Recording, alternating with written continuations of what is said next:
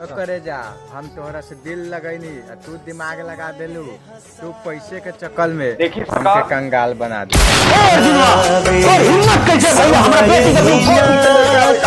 विधायक जी रउआ बेटी पगला गल भी हमरा से प्यार करे खातिर। प्लीज हमारी अपन बेटी की।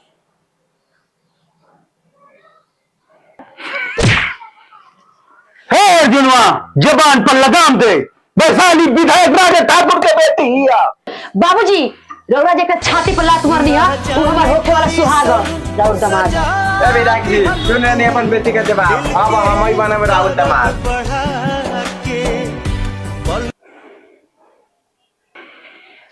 हे अर्जुनवा रुक। आज के बाद हमरा बंगला के आसपास दिखाई देला तब गोली मार देम। विधायक जी जवान से गोली ना मारा जाला तो बेटी शादी से पहले विधवा हो जाई। हर बात रहू चैलेंज के काल सवेरे रउआ बेटी से मिले आ जाए। तोरा सर पर अर्जुनवा प्यार के जवान भूत सवार बना।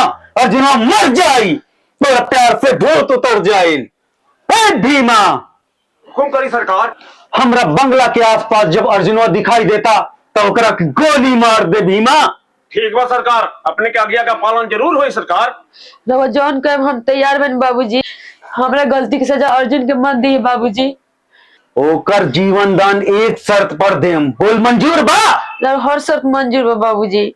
हमार शर्त ई बा तोरा का अर्जुनवा से कहे के बा हम तोरा से प्यार ना नफरत करीने। मंजूर बाबूजी मंजूर बा।